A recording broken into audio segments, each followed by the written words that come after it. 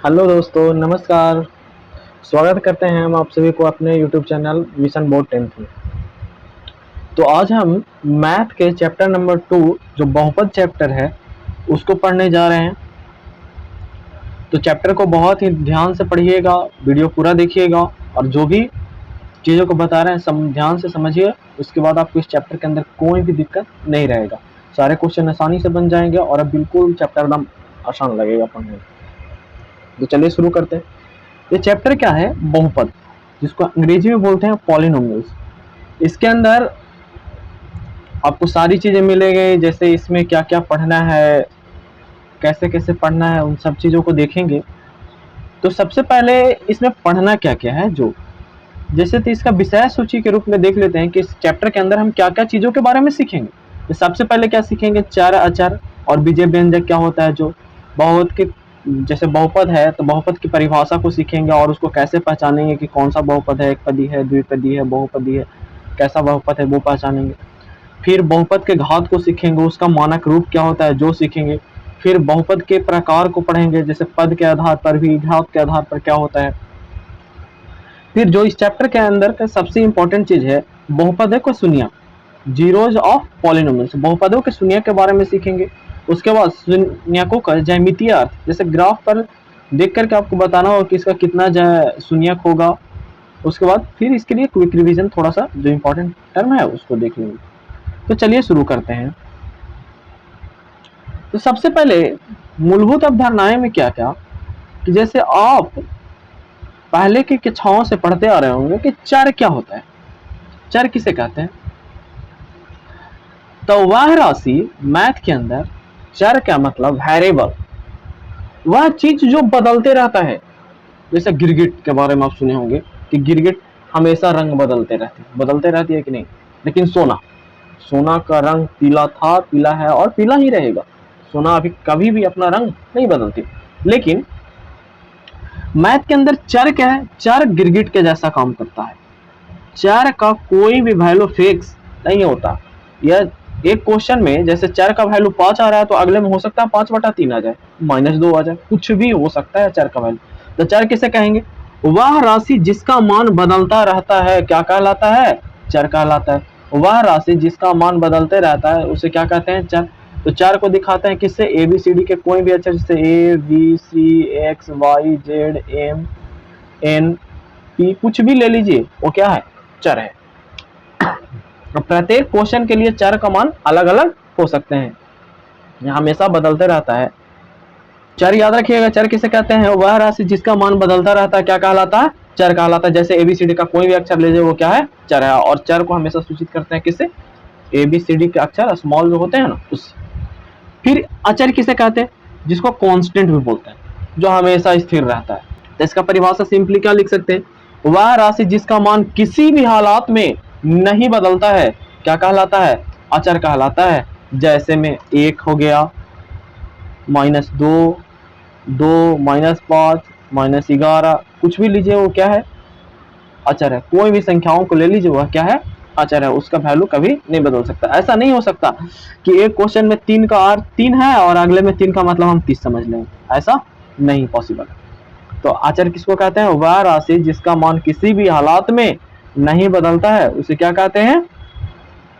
वह राशि जिसका मान किसी भी हालात में नहीं बदलता उसे क्या कहते हैं? अचर कहते हैं। अब चर और अचर दोनों को मिला दीजिए, चर और अचर को दोनों को एक साथ क्या कर दीजिए? मिला दीजिए, तो वही बन जाता है क्या? बीजीय व्यंजक। चर अब प्लस में क्या? अचर मिल गया तो क्या बनेगा? बीजीय व्यंजक बनेगा। तो बीजीय व्यंजक आपसे पूछेगा क्या किसे कहते हैं? तो चर और अचर राशि से मिलकर बना व्यंजक क्या कहलाता है? बीजीय व्यंजक कहलाता है। जैसे अगर खाली हम यहाँ पढ़ी, जैसे देखिए यहाँ पे हम x ले रहे हैं तो कौन है? चर है। और 3 ले रहे हैं तो कौन है? अचर है। अगर इन दोनों का प्लस या माइनस या गुना या भागा के साथ हम एक कर दें तो क्या बन जाएगा? बीजीय व्यंजक। तो जब जिसमें चर और अचर दोनों शामिल रहे उसे क्या कहते हैं? बीजीय व्यंजक कहते हैं। तो बीजीय व्यंजक की परिभाषा क्या होगी? चर और अचर राशि से मिलकर बना व्यंजक क्या कहलाता है? बीजीय व्यंजक कहलाता है। जैसे 2x + 5 9x minus 3 x square minus 3x minus 3 या एक्स क्यूब माइनस 5, कुछ भी लीजिए जिसमें चार और अचर दोनों है वो क्या कहलाएगा? बीजीय व्यंजक कहलाएगा। इसके बाद देखते हैं कि बहुपद किसे कहते हैं। चैप्टर में ही पढ़ना है आपको बहुपद। बहुपद कहते किसे हैं? तब बीजीय व्यंजक आप किसको पढ़े? चार और अचर को दोनों को मिला देंगे तो क्या बनेगा? बीजीय व्यंजक बनेगा। तब बीजीय व्यंजक में भी वैसा बीजीय व्यंजक जिसके चार चर है ना उसका घात ऋणात्मक पूर्णांक हो, यानी क्या हो? धनात्मक पूर्णांक कह सकते हैं। ऋणात्मक पूर्णांक मतलब क्या? धनात्मक पूर्णांक हो। वैसा बीजीय व्यंजक जिसके चार का घात ऋणात्मक पूर्णांक हो क्या कहलाता है? बहुपद कहलाता है। जैसे में देख लीजिए आप, सबसे पहले हम ले रहे हैं x square minus 5x plus 8। हमको क्या देखना है? केवल चार के घात को देखना है यहाँ पे। तो चार के घात देखिए, यहाँ x का पावर कौची है? 2 है, यह ऋणात्मक पूर्णांक है। यहाँ x का पावर कौची है? कुछ नहीं था, 1 है, यानी यह भी क्या है? ऋणात्मक पूर्णांक, इसलिए यह कहा बहुपद। बहुपद है। और अगर मानकर चलिए हम ले रहे हैं एक 3y square minus 2/y minus 5, बताइए यह बहुपद होगा कि नहीं होगा? तो देखते हैं। सबसे पहले इसका चार का घात, तो y के पावर 2 है, यानी ऋणात्मक पूर्णांक तो है, लेकिन यहाँ y बटा में है, और जब कोई संख्या के पावर बटा में हो तो जब उसको ऊपर ले जाएंगे तो y का पावर कौन हो जाएगा? -1 हो जाएगा, तो ऋणात्मक हो जाएगा ना, तो इसलिए यह बहुपद नहीं होगा। बहुपद नहीं होगा। जैसे देखिए हम यहाँ पे क्वेश्चन है क्या कि x square plus 5x plus 4, x square plus 5x plus 4, यहाँ देखिए चार का घात धनात्मक है, यहाँ भी धनात्मक, इसलिए बहुपद है। यहाँ 3x square plus root 3x plus 2, यह भी क्या? बहुपद है। लेकिन यहीं पे ये रह जाता 3x square plus 3 root x plus 2, तो ये बहुपद नहीं होता। क्यों? क्योंकि इसको अगर हम घात के रूप में चार के लिखें तो x को रूट है, तो इसको हम लिख सकते हैं 1/2। देखिए अगर यहीं हम इस क्वेश्चन क्या ले लें तो 3x square plus 3 root x लिए है ना, तो इसको क्या ले सकते हैं? x के पावर 1/2 लिखेंगे और प्लस में 2। तो यहाँ देखिए, यहाँ ऋणात्मक तो नहीं है लेकिन धनात्मक है, लेकिन यह पूर्णांक x के पावर में नहीं है, यह क्या है? भिन्न वाली संख्या, इसलिए यह भी बहुपद नहीं होगा। इधर देखिए कुछ क्वेश्चनों को लिखे हुए हैं, जैसे 3x के power -4, 9x square minus 8x plus 2, यह भी बहुपद नहीं है। क्यों नहीं है? क्योंकि चार का घात क्या है? ऋणात्मक पूर्णांक है। फिर यहाँ देख लीजिए बटा में y था, तो इसका भी क्या है? घात ऋणात्मक है, इसलिए नहीं है। यहाँ देख लीजिए रूट x है, तो कारण इसका क्या है? 1/2 होगा, जो कि पूर्णांक नहीं है, तो इसलिए यह बहुपद नहीं है। आगे बहुपद के घात, क्या? बहुपद के घात और उसका मानक रूप के बारे में चर्चा करते हैं। तो बहुपद के घात क्या किसे कहते हैं? तो किसी बहुपद के चार का अधिकतम घात ही उसका क्या कहलाता है? बहुपद का घात कहलाता है। चाहे कोई रहे एक्स स्क्वायर प्लस 5x के पावर 4 माइनस 3x के पावर 5 प्लस 8, यहाँ चार का अधिकतम घात है, यहाँ 2 है, यहाँ 4 है और यहाँ 5 है, तो इसका घात कितना हो जाएगा? बहुपद का घात इसका कितना निकालेंगे तो कितना हो जाएगा? 5 हो जाएगा। फिर बहुपद का मानक रूप किसको कहते हैं? तो मानक रूप माने सजा के बहुपद, जब किसी बहुपद के चार का घात को आरोही क्रम या अवरोही क्रम में हो तो उसे बहुपद का क्या कहते हैं? मानक रूप कहते हैं। डिसेंडिंग ऑर्डर में ही हो, असेंडिंग ऑर्डर में, या घटते क्रम में, जैसे तैसे लिख दिए हैं। 2x के स्क्वायर माइनस 3x के power 3 plus 5x minus 6x के पावर 4 प्लस 8x के पावर 5 माइनस 8, है ना। तो अब इसको, ये तो मानक रूप में है नहीं, पहले स्क्वायर है, फिर क्यूब घात में 3 आ रहा है, फिर 1 आ रहा है, फिर 4 आ रहा है, फिर 5 आ रहा है, तो इसको सजा के लिखेंगे। तो अवरोही आरोही क्रम में सजाइए। जैसे हम आरोही क्रम में सजाएंगे तो सबसे बड़ा को सबसे पहले, तब 8x के पावर 5 लिखना होगा, उसके बाद माइनस 6x के पावर 4 माइनस 3x का क्यूब और उसके बाद प्लस 2x² और उसके बाद प्लस 5x और माइनस 8। तो ये क्या हो गया, बहुपद का मानक रूप। बहुपद का मानक रूप किसे कहेंगे, जब किसी बहुपद के 4 का घात आरोही अवरोही क्रम में हो तो उसे बहुपद का क्या कहते हैं, मानक रूप कहते हैं। अब देखते हैं आगे, बहुपद के प्रकार। क्या, बहुपद के प्रकार। तो बहुपद के प्रकार किसके आधार पर, पद के आधार पर। तो सबसे पहला आता है मोनोनोमियल, जिसको कहते हैं एक पदी बहुपद। तो कहते हैं, किसे कहते हैं, वैसा बहुपद जिसमें एक पद हो उसे क्या कहते हैं, एक पदी बहुपद कहते हैं। फिर द्विपदी बायोनोमियल किसको कहेंगे, वैसा बहुपद जिसमें दो पद हो बायोनोमियल कहेंगे। जैसे यहाँ एक पद वाला में देख लीजिए 5x 3x² बाई 2x। पद अलग किससे होते हैं, प्लस माइनस चिन्ह के द्वारा क्या होते हैं, पद अलग होते हैं। तो इसमें अगर हम लिख ले रहे हैं 3MNPRS, तो यह भी प्लस माइनस चिन्ह के द्वारा, तो इसमें कोई अलग होना रहते, यह भी क्या है, एक पदी बहुपदी। फिर देखिए द्विपदी बहुपद का उदाहरण में देखेंगे, तो यहाँ देख रहे हैं 2x + 5, देखिए प्लस चिन्ह का इधर हो गया ना, तो क्या है, द्विपदी बहुपद। यहाँ भी ये द्विपदी बहुपद 3x³ + 2 क्या है, द्विपदी बहुपद। त्रिपदी बहुपद ट्रायनोमियल किसको कहेंगे, वैसा बहुपद जिसमें क्या हो, तीन पद हो। तो तीन पद x² + 5x + 4 है। उसी तरीके से एग्जांपल है, उसको देख लेंगे। बहुपदी बहुपद किसको कहते हैं, जिसको कहते हैं मल्टीनोमियल। जैसे वैसा बहुपद जिसमें 3 से अधिक पद होगा वो क्या होगा, मल्टीनोमियल। जिसमें 4 पद रह सकता है, 5 पद रह सकता है, सबको क्या कहेंगे, मल्टीनोमियल। देखेंगे घात के आधार पर, किसके आधार पर, तो घात के आधार पर। तो घात के आधार पर बहुपद के कई प्रकार होते हैं। जैसे सबसे पहला कौन, शून्य घातीय बहुपद। शून्य घातीय बहुपद किसको कहेंगे, जिसका घात 4 का अधिकतम घात क्या हो, शून्य हो। जैसे कोई संख्या, जैसे 8 ही, तो 8 आपको लग रहा होगा कि यह क्या है, इसके साथ ये बहुपद नहीं है, क्योंकि 4 एरम है तो दिख ही नहीं रहा। लेकिन इसको आप 8 गुना लिख सकते हैं x के पावर 0, क्योंकि आप पढ़े हैं a के पावर 0 हो तो बराबर किसके होता है, 1 के। तो देखिए ये आप पढ़े होंगे कि जैसे कोई संख्या a के पावर में, अगर किसी भी संख्या के पावर में 0 है तो उसका वैल्यू कितना होता है, 1 के बराबर होता है। जैसे आप फार्मूला में पढ़े होंगे क्या, कि a के पावर अगर 0 है तो किसके बराबर होता है, 1 के। तो उसी तरीके से हम 8 को क्या लिख सकते हैं, 8 को लिख सकते हैं 8 गुना 1 यहाँ पे, और 8 गुना 1 को लिख सकते हैं x के पावर 0।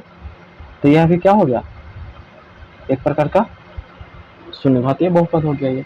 क्योंकि शून्य घातीय इसलिए कहते हैं क्योंकि इसमें जो 4 का घात है वो क्या है, शून्य। उसके बाद एक घातीय, या जिसको रैखिक बहुपद कहते हैं, जिसमें 4 का घात 1 होगा वो क्या कहलाएगा, एक घातीय बहुपद कहलाएगा। जैसे 3x या y + 2 या 5z - 3, ये सब क्या है, एक घातीय बहुपद। द्विघातीय बहुपद किसको कहते हैं, वैसा बहुपद जिसके घात क्या हो, 2 हो। जिसके 4 का घात क्या हो, 2 हो, क्या कहलाता है, द्विघातीय बहुपद कहलाता है। जैसे में 2x² + 3x + 4, बस 4 का अधिकतम घात देखिए, जिसमें कुछ नहीं है वो शून्य घातीय, जिसको में 1 है वो रैखिक बहुपद, जिसमें 4 का घात अधिकतम 2 द्विघातीय बहुपद, जिसमें 3 होगा वह त्रिघातीय बहुपद, जिसमें 4 होगा चतुर्थ घातीय बहुपद, और जिसमें 4 से अधिक हो गया वह क्या कहलाएगा, बहुघातीय बहुपद कहलाएगा। समझ गए। अब देखते हैं आगे, देखिए बहुपद के शून्यक देखते हैं। बहुपद के शून्यक कहते किसे हैं, तो 4 का वह मान जो चर रहता है उसमें, उसका वह मान जिसे बहुपद में चर के स्थान पर रखें ने पर बहुपद का मान क्या हो जाए, शून्य हो जाए, तो उसे क्या कहेंगे, शून्यक कहेंगे। जैसे में देखें उदाहरण के लिए क्या है, कि जैसे 5x + 10 क्या है, बहुपद है जिसका क्या करना है, शून्यक निकालना है। तो हम क्या करेंगे, शून्यक वैल्यू कौन होता है, जो उस बहुपद को क्या कर दे, 4 के स्थान पर रखने पर 0 कर दे। तो 5x + 10 बराबर क्या कर लेंगे, 0। 10 को इधर लाएंगे तो -10, तो 5x बराबर क्या, और 5 को इधर लाएंगे तो -10/5, तो x का वैल्यू कितना आ गया, -2। तो इसलिए 5x + 10 का शून्य कितना हो जाएगा, -2 होगा। इसी प्रकार इसी को कहते हैं बहुपद का शून्यक। और आगे देखते हैं, अशून्यकों का आलेख रहेगा आपको निकालना। तो आलेख से पता करना होगा आपको कि शून्यक कितने होंगे। तो इसके लिए क्या करेंगे, किसी बहुपद का आलेख x अक्ष को जितनी बार प्रतिच्छेद करता है शून्यकों की संख्या उतनी ही होती है। किसी बहुपद का आलेख जो है x अक्ष को जितनी बार प्रतिच्छेद करता है शून्यकों की संख्या उतनी ही होती है।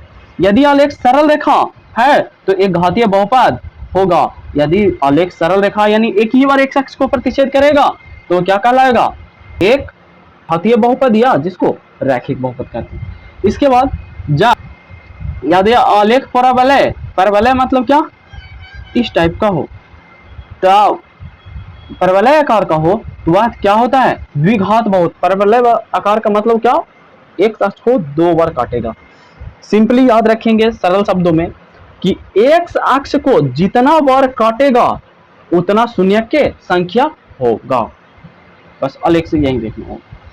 तो आपको अगला चैप्टर में जो 2.1 है उसमें यही आलेख देख करके बताना है शून्यकों की संख्या का, तो इसलिए बहुत इंपॉर्टेंट है। अब देखते हैं आगे, जल्दी जल्दी रिवीजन थोड़ा कर ले कि बहुपद में 4 की घात हमेशा क्या होता है, r ऋणात्मक पूर्णांक होता है। जैसे 0 1 2 3 4 कुछ रहेगा। बहुपद की अधिकतम घात ही उसे बहुपद की क्या कहलाती है, घात कहलाती है। बहुपद जिसका का जितना घात हो उसके अधिकतम शून्यकों की संख्या भी उतनी ही होगी। जैसे घात शून्यक आलेख, एक घातीय या जिसको रैखिक कहेंगे तो शून्यक क्या होगा, एक, और उसका जो ग्राफ होगा कैसा होगा, सरल रेखा। द्विघात वाला का दो शून्यक और उसका आलेख कैसा होता है, परवलय। देखिए क्वेश्चंस को देखते हैं इसमें। जैसे एक्सरसाइज जो 2.1 है, 2.1 में कहता है पहला, किसी बहुपद px के लिए y बराबर px का ग्राफ नीचे आकृति 2.10 में दिया है। प्रत्येक स्थिति में px के शून्यकों की संख्या ज्ञात करना है। तो सबसे पहला यह है ना, पहला क्वेश्चन है जिसमें ग्राफ देख रहे हैं। अभी आपने क्या सीखा कि कोई रेखा एक अक्ष को जितनी बार प्रतिच्छेद करेगा शून्यकों की संख्या उतनी होगी। तो पहला में देख रहे हैं कि ये सरल रेखा तो है लेकिन एक अक्ष को प्रतिच्छेद नहीं कर रहा है, इसलिए इसके शून्यक की संख्या क्या होगा, शून्यक, जो इसके शून्यक होंगे, शून्य बराबर क्या, 0। पहला वाला में क्या हो जाएगा, शून्य शून्य होगा। दूसरा में देख रहे हैं तो जो आलेख है या एक्स अक्ष को एक बार प्रतिच्छेद कर रहा था, शून्य की संख्या, शून्य के एरा में कितना हो जाएगा, एक होगा। इसमें क्या बार कर रहा है, एक बार यहाँ पे, एक बार यहाँ पे और एक बार यहाँ पे। तो इसमें शून्य कितने होंगे, इसमें शून्य 3 हो जाएंगे।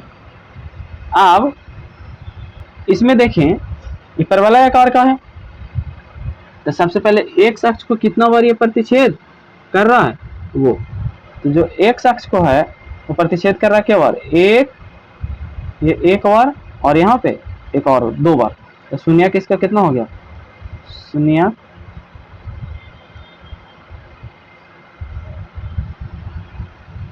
इसको एक बार यहाँ प्रतिच्छेद कर रहा है, एक बार यहाँ, तो इसका शून्य कितना हो गया, शून्य बराबर कितना, 2।